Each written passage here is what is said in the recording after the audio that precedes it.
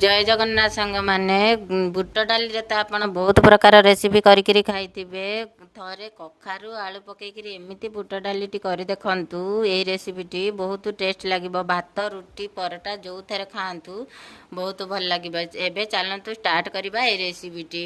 प्रथमे मु बुट डाली को 4-5 घंटा पई बतुरेकी की रखी देइतिली। 1.5 कप बुट डाली को देखंतु भल भाबरे बतुरी जाईची। एपटे दीटी कखारु को मु 2 खंड कखारु को छोट छोट करी काटी नउची। मु एपटे कसी कखारु नेइची बोली तार चोपा छड़ेनी। आपण जदि पाचिला कखारु नेबे तार चोपा छड़ेबे। एपटे मु 2टी आलू नेइची। आपण आपणक इच्छा अनुसार परिवार क्वांटिटी कम बेसी करि परिबे। एपटे प्रेशर कुकर रे मु कखारु आलू गोटे टमाटो आउ एवं बुट डाली को पकेइकिरी स्वाद अनुसार लुण हळदी पकेइ देइकिरी ताकू 2टा हुइसिल दबा पई छाड़ी देबे। हाई फ्लेम रे गोटे हुइसिल एवं लो फ्लेम रे गोटे हुइसिल। बुट डाली बहुत सीझी गले खाइबा पई भल लागिबोनी।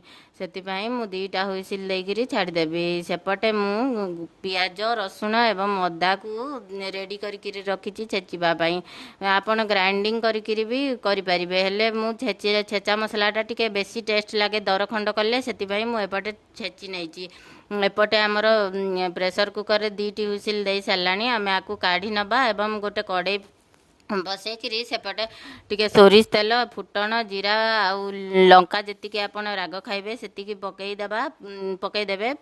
एपटे आमर फुटण फुटी सारलानी। मु छेचा मसला को पकई देकिरी टिके जस्ट पानी पकईकिरी ताकू एपट सेपट करी नउची। एटा टिके कलर चेंज हे गले टिके पानी पकई देबे। एतरे एपट सेपट करी नेकिरी टिके रेड चिली पाउडर मु काश्मीर रेड चिली पाउडर एठी नेइची। आपण जदि बेसी राग खाइबे राग लंका गुंड पकई पारिबे।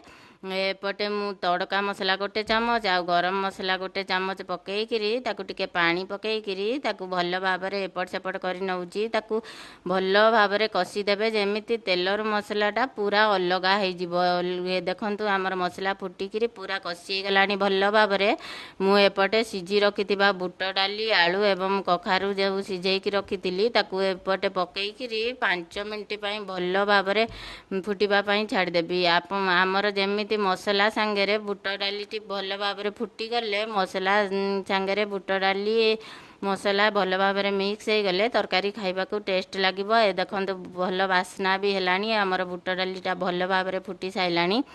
देखंतु सांग माने आपण मो भिडियोटी जोठु भी देखुचंती प्लीज गोटे लाइक एवं गोटे सब्सक्राइब कर देबे। आउ भिडियोटी निश्चिंत शेयर करेंगे। आउ तले थिबा बेल आइकन बटन टी को दबे देबे जहा फल कि मो भिडियोटी आपणक पाखक प्रथमे जाइकिरी पहुँची जिवो। देखंतु एबे आमर बुट डालीटी पूरा फुटी गलानी भल भाबरे। मु गोटे जगह को एपटे काढ़ी नेइची। देखंतु केते सुंदर देखा जाउची। एपटे मु रुटी करची। चलंतु एबे बुट डाली एवं रुटी आमे टेस्ट करिबा। रहुची जय जगन्नाथ।